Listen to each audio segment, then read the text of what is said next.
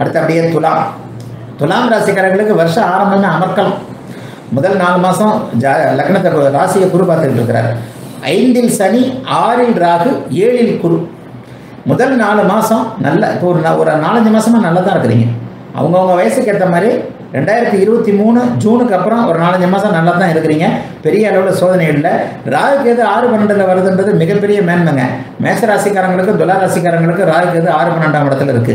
6ஆம் இடத்துல இருக்கக்கூடிய ராகு கடந்த காலங்களில் பட்ட கஷ்டங்கள், நஷ்டங்கள், அதை விட மேலே வேலையில் கொண்டு வந்திருந்த ஒரு விரக்தி, வேலையே கிடைக்காத ஒரு நிலைமை, எல்லாவற்றையும் விட மேலாக பிடித்தமில்லாத வேலையில் இருந்தவர்கள், நான் படித்தது வேற, நான் வேலை செய்கிறது வேற, அப்படி இப்படின்னு சொல்லிட்டு இருந்த அத்தனை விஷயங்களும் இப்போது அப்படியே மாறக்கூடிய தன்மைகள் இவங்களுக்கு உண்டு, துலா ராசிக்காரங்களுக்கு உண்டு. இந்த 12 ராசியில் துலா ராசியும் கொஞ்சம் நல்லா இருக்க போகுது. கடந்த காலங்களில் இருந்த சோதனைகள்லாம் இப்போ கிடையாது. நல்லா யோசிச்சு பாருங்கள். 2010, 2009 எப்படி இருந்தீங்கன்னு பாருங்கள்.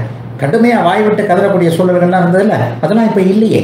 அதுதான் அந்த கோச்சார அமைப்புகளில் எப்போ யார் எப்படி கஷ்டப்படுவாங்கன்றதை கொஞ்சம் ப்ரெடிக்ஷனாக தெரிஞ்சுக்கணும். சரி, இப்போ குறிப்பாக என்னங்க நீங்கள் சொல்ல போகிறீங்க? ஏப்ரல் மாதத்திற்கு பிறகு 8-12ஆம் இடங்கள் சுபத்துவத்தை அடைய போகின்றன கோச்சார ரீதியில். படிக்க போகணும்னு நினச்சிக்கிட்டு இருந்தவங்க, வெளிமாநிலத்தில் படிக்க போகணும், பாம்பே, டெல்லி போகணும், ஹைதராபாத் போகணும், மேற்கு போகணும், கிழக்கு போகணும், சிங்கப்பூர் போகணும், மலேசியா போகணும், இங்கிலாந்து போகணும், அமெரிக்கா போகணும், இந்த மாதிரியான படிப்பு வேலைக்காக போகக்கூடிய இளைய பருவத்தினருக்கு 5வது மாதம் 4ஆம் மாதத்துலேருந்தே அதற்கான அமைப்புகள் மார்ச்லேருந்தே செயல்பட ஆரம்பிச்சிடும். உங்கள் ஜாதகத்தில் 8-12ஆம் இடங்கள் சுபத்துவமாகி அது சம்பந்தப்பட்ட அமைப்புகள் நடந்து கொண்டிருந்தால் குரு 8ற்கு வந்தவுடனேயே எதிர்பாராத ஒரு அமைப்புகள், எதிர்பாராத பயணங்கள், பயண மேன்மைகள் போன்றவைகளை கொடுப்பார். 8ல் இருக்கிற குரு அப்படி ஒன்றும் பெரிய கட்டளைகளை கொடுத்துருவார் நினைக்காதீங்க. ஏன்னா துலா ராசிக்காரர்களுக்கு 8ல் குரு விதிவிலக்கு. எல்லா ராசிக்காரர்களுக்கும் விதிவிலக்கு கிடையாது. துலாம் ராசிக்காரர்களுக்கு 8ஆம் உங்களுடைய ராசிநாதனமாகிய சுக்கிரனுடைய வீட்டிலே அவர் வந்து உட்கார்றாரு. சுக்கிரனுடைய வீட்டில் உட்காரும் போதெல்லாம் நீங்கள் நல்லா இருப்பீங்க.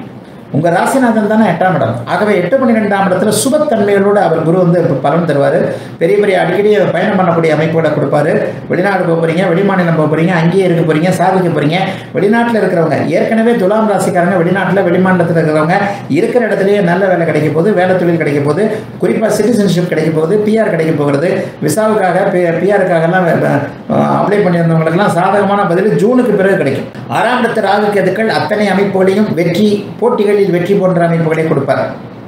அவர் வந்து குருவின் வீட்டில் இருக்கிறார். குருவே 8க்கு மாற போறார். ஆக இந்த அமைப்புகள் இன்னொன்று எதிர்பாராத அதிர்ஷ்டம். பங்குச்சந்தை அமைப்புகள் நல்லா கை கொடுக்க போகுது. நல்லா கவனமாக இருங்க. பங்குச்சந்தை அமைப்புகளில் திடீர்னு ஒரு வாய்ப்புகள் வரும். ஷேர் மார்க்கெட்டுன்னு சொல்லப்படக்கூடிய 2 விதமாக சொல்லுவேன்.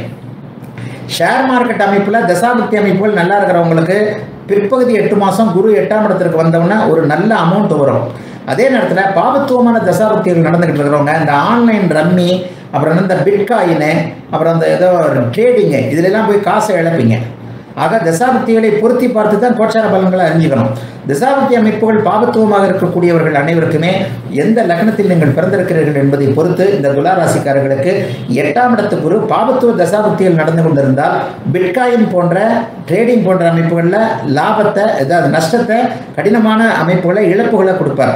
அதே நேரத்தில் லாப தசாபுக்தி அமைப்பு, நல்ல விதமான யோக தசாபுக்தி அமைப்புகள் இருந்தால் 8ஆம் இடத்துல அப்படியே ஷேர் மார்க்கெட்டில், பங்குச்சந்தையில் ஒரு மாதிரியான நல்ல முன்னேற்றங்கள், அதிக முதலீடுகள், லைஃப் லாங் பண்ணக்கூடிய அமைப்புகளில் ஒரு மாதிரியான ஒரு இடத்துல வந்து ஒரு இன்வெஸ்ட் பண்ணேன், ஒரு 4 பேர் சேர்ந்து கேட்டாங்க, கூட்டு கேட்டாங்க, 10 லட்ச ரூபா கொடுத்தேன், மாதம் 1 லட்ச ரூபா வருமானம் வருது, கிட்டத்தட்ட லாபத்துக்கு லாபம், ஒரு கௌரவமான தொழில், இந்த மாதிரியான எதிர்பாராத அதிர்ஷ்ட அமைப்புகள், 8ஆம் இடம்ன்றது எதிர்பாராத அதிர்ஷ்டம், இதுங்களையும் கொடுப்பார். ஆகவே எல்லா நிலைகளிலேயும் துலா லக்னக்காரர்கள் சற்று ஒரு நிலையில் 6ஆம் இடத்து ராகு பணத்தை போக விட மாட்டார்.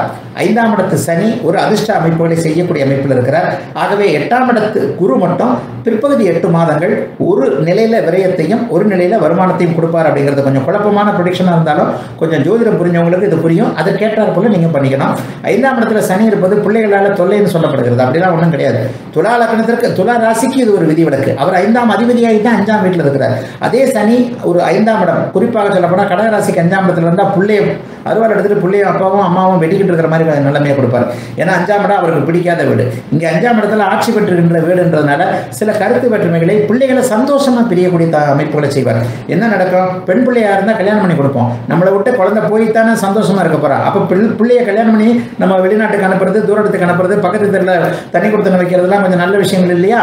அதனால 5ஆம் இடத்து சனி துலா ராசிக்காரருக்கு இங்கே நல்ல நிலைமையில் இருக்கிறதுனால சந்தோஷமாக குழந்தையை பிரிய வைப்பார். ஒரு திருமணம் போன்ற அமைப்புகள் அல்லது வெளிநாட்டுக்கு பிள்ளையை அனுப்பி வைக்கிறது, இந்த மாதிரியான அமைப்புகள்லாம் 5ஆம் இடத்து சனியால் உண்டு. ஆகவே துலா ராசிக்காரர்களுக்கும் சொல்கிறேன், 8ல் குரு மறைஞ்சால் கூட பெரிய சோதனைகள்லாம் கண்டிப்பாக வந்துட போகிறதுங்க. பெரிய அளவில் துலா ராசிக்காரர்களுக்கு சோதனை இருக்காதுங்க. 8ஆம் இடத்து குரு அப்படி ஒன்றும் பெரிய சோதனைகளை உங்களுடைய ராசிநாதனுடைய வீடாக இருக்கிறதுனால பெரிய அமைப்புகளை செய்ய மாட்டார். நல்லாவே இருப்பீங்க, கவலைப்பட வேண்டாம்.